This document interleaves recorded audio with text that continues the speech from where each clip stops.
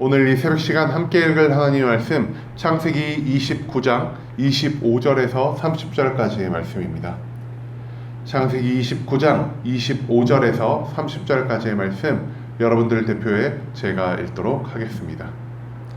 창세기 29장 25절 말씀부터 읽도록 하겠습니다. 야곱이 아침에 보니 레아라 라반에게 이르되 외삼촌이 어찌하여 내게 이같이 행하셨나이까? 내가 라헬을 위하여 외삼촌을 섬기지 아니하였나이까? 외삼촌이 나를 속이심은 어찌 됨이니이까?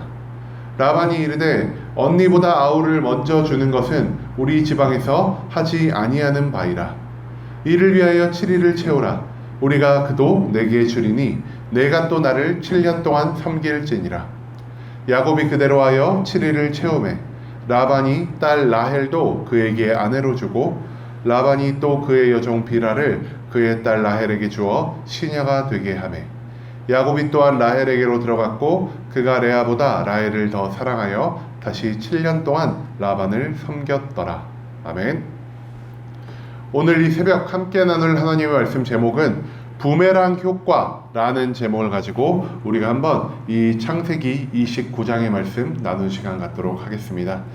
우리 창세기 28장 저번 주의 말씀을 기억하길 소망합니다. 저번 주 말씀에서 야곱은 자기를 죽이려던 에서를 피하여 밧단 아람, 즉 자기의 외삼촌이 사는 그 먼 지역, 자기가 연고가 없고 자기가 알지 못하고 자기가 익숙하지 않은 그 지역으로 떠나게 됩니다.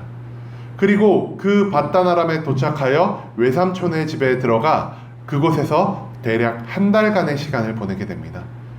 그리고 한 달이 지난 후 야곱의 외삼촌인 라반이 야곱에게 찾아와 이렇게 말합니다. 야곱아, 너가 이곳에서 한 달 동안 머무르며 나를 위하여 많은 일을 하였도다. 하지만 이곳에서 너가 나를 위해서 계속 공짜로 일할 수는 없는 노릇이 아니겠니? 라고 말을 하면서 야곱에게 그가 일한 것에 대한 그 대가, 즉 삭슬 얼마나 줄 것인지에 대해 논의를 하기 시작합니다. 그때 야곱이 자기 외삼촌 라반에게 이렇게 말합니다. 외삼촌, 제가 이곳에 온 까닭은 내 형 에서를 피하기 위해 도망온 까닭도 있지만 나의 아버지와 어머니가 이곳에서 나의 부인감을 찾기 위해 보내셨습니다. 내가 외삼촌의 딸들 중 둘째 딸인 라헬을 나의 마음에 두고 있으니 내가 외삼촌을 위하여 7년을 일할진대 라헬을 나의 부인으로 주시는 것이 어떠합니까? 라고 야곱은 외삼촌에게 말합니다. 그리고 외삼촌 라반은 그 말을 듣고 그래 야곱아, 너가 나를 위하여 7년을 일한다면은 내 둘째 딸 라헬을 너에게 부인으로 줄 것이다 라고 약속을 하게 되죠. 야곱은 라헬을 너무나도 사랑했기에 이 7년을 며칠과도 같이 시간을 보내게 됩니다. 그리고 7년이 지났을 무렵 이제 야곱은 라반을 찾아가 이렇게 말합니다. 외삼촌, 내가 외삼촌을 위하여 7년을 일하였습니다. 이제 우리가 본래 약속했던 대로 외삼촌의 둘째 딸 라헬을 나에게 부인으로 맞이하게 하심이 어떠하십니까? 라고 말이죠. 그리고 라반은 야곱의 그 말을 수용하며 야곱을 위하여 큰 혼인잔치를 베풀어 주게 됩니다. 그리고 그 혼인잔치에서 야곱은 기쁘고 즐거워하는 마음으로 마음껏 먹고 마음껏 마시며 이제 그날 밤 신혼장막으로 들어가 라헬이라고 생각한 여인과 함께 잠자리를 갖게 되었다는 것이죠. 그런데 잠자리를 갖고 일어나 보니 내 옆에 누워있는 것이 사실 내 외삼촌 라반의 둘째 딸 라헬이 아니라 첫째 딸인 레아였다는 것을 야곱은 깨닫게 됩니다. 그리고 그것을 깨달은 야곱은 외삼촌 라반에게 가서 이렇게 말합니다. 야곱이 아침에 보니 레아라 라반에게 이르되 외삼촌이 어찌하여 내게 이같이 행하셨나이까? 내가 라헬을 위하여 외삼촌을 섬기지 아니하였나이까? 외삼촌이 나를 속이심은 어찌 됨이니이까? 라고 외삼촌에게 항변하기 시작합니다. 나는 분명 7년을 내가 사랑하는 얼굴이 예쁜 라헬을 위해 일하였는데 정작 이 7년의 대가로 내가 받은 것 누구였습니까? 내가 사랑하지도 않고 그 시력이 약하다고 성경에서 표현된 바로 이 레아라는 여자였다는 것입니다. 야곱은 이로 인해 굉장히 분노했고 억울한 심정을 가지고 외삼촌 라반을 향해 나아가 이렇게 분노를 표출했다는 것이죠. 그런데 야곱이 라반에게 분노를 표출했을 때, 항변했을 때 라반의 반응 어떠했습니까? 라반은요, 굉장히 뻔뻔한 자세로 야곱에게 나아갔습니다. 라반이 뭐라고 하냐? 라반이 이르되 언니보다 아우를 먼저 주는 것은 우리 지방에서 하지 아니하는 바이라 라고 말을 했다는 것이죠. 어찌 보면은 라반이 단순히 그 지역에 있었던 그 문화를 따르기 때문에 레아를 라헬보다 먼저 주는 것이 옳다라고 생각한 것으로 우리가 이해할 수 있습니다. 그런데 우리가 앞서 생각해야 할 것이 무엇이냐? 분명히 야곱이 라반과 자기 품삯에 대해서 토의를 할 때 라반은 이 사실을 야곱에게 전혀 알리지 않았다는 것이죠. 만약에 라반이 진정 정직한 자였고 그것을 이 문화를 온전히 추종하는 자였다라고 한다면은 야곱에게 자기 지방에 있는 문화는 둘째 딸보다 첫째 딸을 먼저 시집 보내야 함이 마땅하니 너는 7년을 일하고 내 첫째 딸 레아를 먼저 데려가야 할 것이다 라는 말을 야곱에게 했을 것입니다. 라반은요 7년 동안 야곱의 노동력을 모두 자기의 몫으로 챙기게 되었습니다.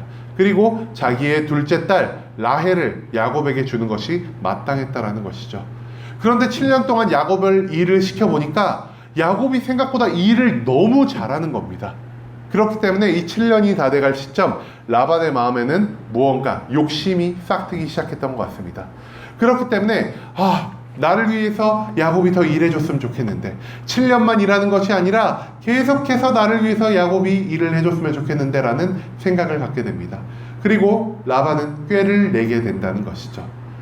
갑자기 자기가 7년 전에 했던 약속을 손바닥 뒤집듯이 완전히 바꿔버린 후에 야곱에게 오늘 이 말씀처럼 야, 우리 지방에서는 둘째가 첫째를 앞서는 일이 있으면 안 돼 라는 말을 통해 야곱을 속이는 그러한 마음을 먹게 되었다는 것입니다.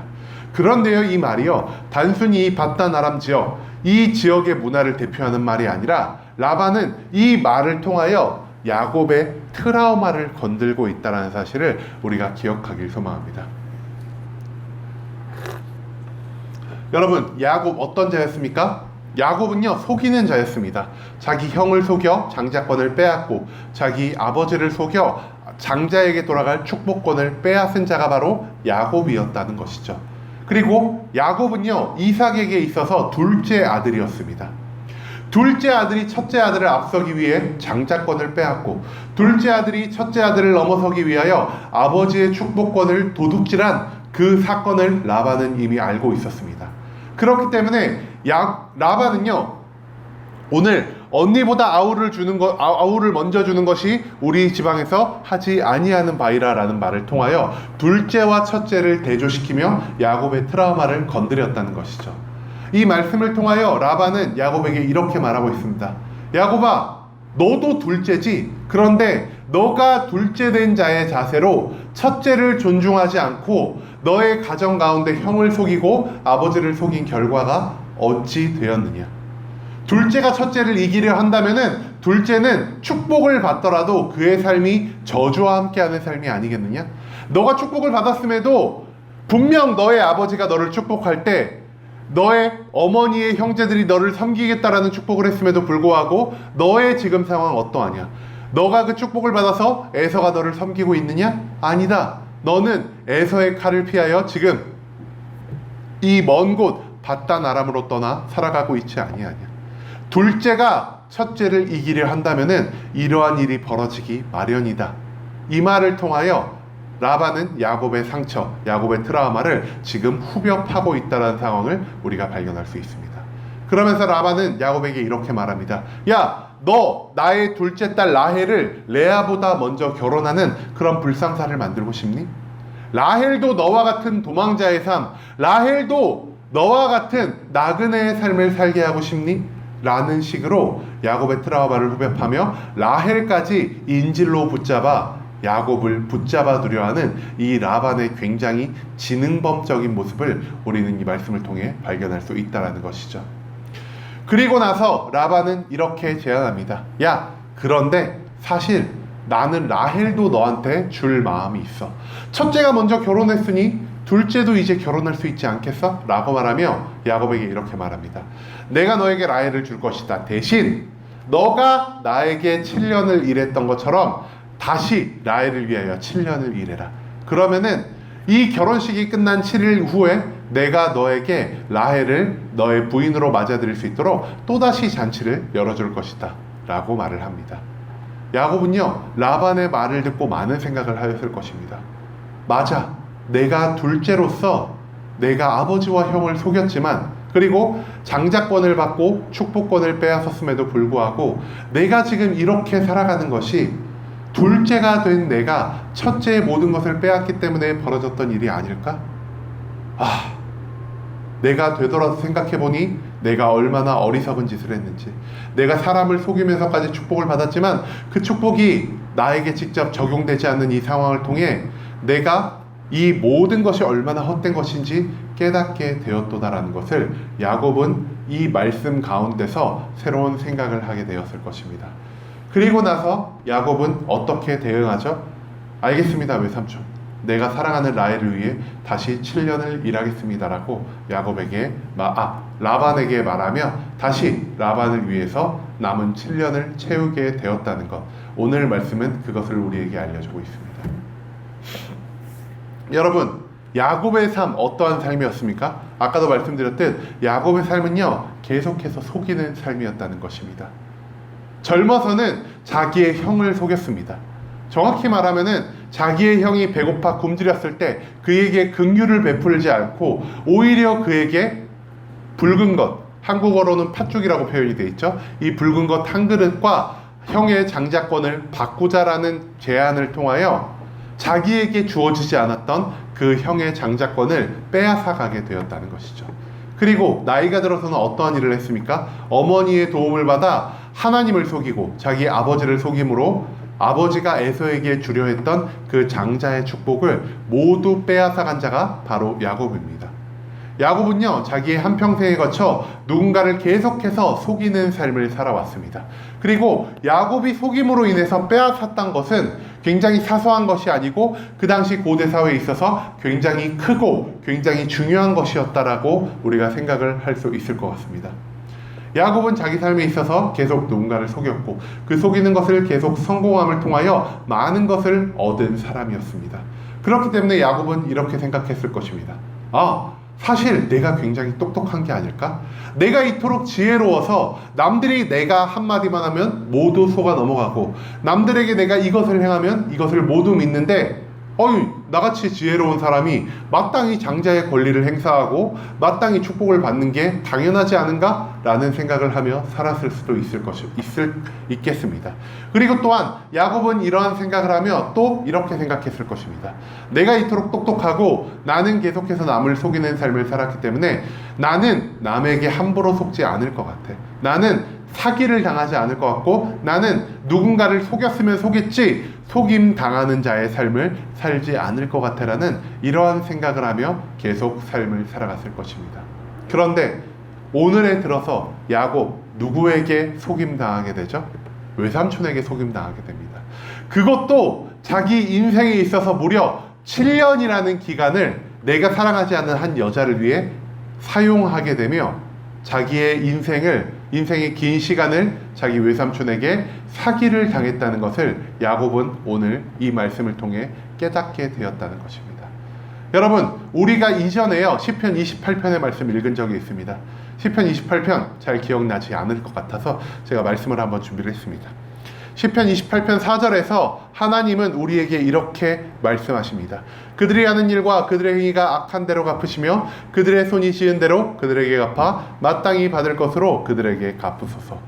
이 시편 28편의 말씀을 통해 우리가 발견할 수 있는 건 무엇입니까? 악인들은요, 자기가 지은 죄가 자기에게 그대로 돌아가며 그 죄의 대가를 감당하게 된다는 것입니다.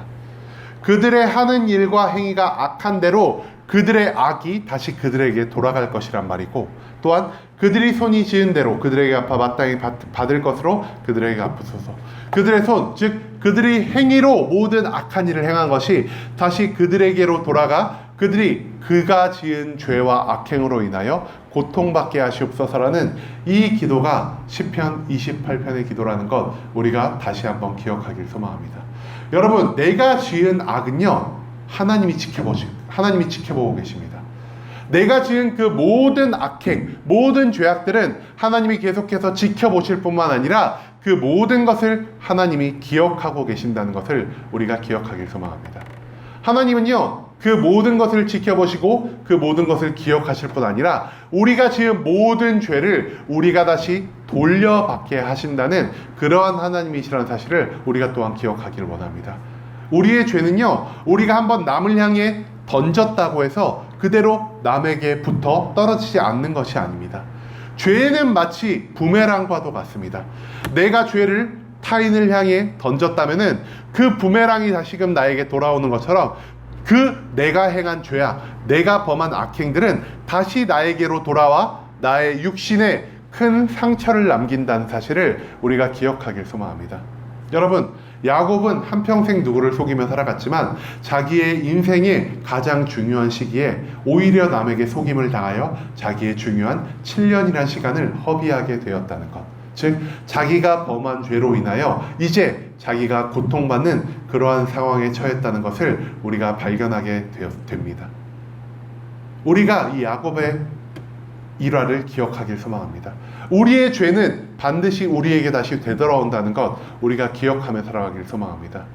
우리가 남에게 죄를 범함으로, 그리고 내가 남을 속임으로, 내가 남에게 거짓말을 통하여 남의 신뢰를 얻는 것으로 인하여 기뻐하지 않기를 소망합니다. 내가 남을 속이다니, 나 사실 굉장히 똑똑한걸, 나 말재주가 굉장히 좋은걸, 내 말을 많은 사람들이 믿어주는걸 이라고 생각하며 내가 남을 속임으로 인해, 사기침으로 인해, 그리고 내가 행한 범죄와 내가 행한 모든 악으로 인해 기뻐하고 즐거워하지 않는 삶을 살길 소망합니다. 내가 지은 죄악 하나님이 지켜보고 계십니다. 내가 지은 죄악 하나님이 기억하고 계십니다.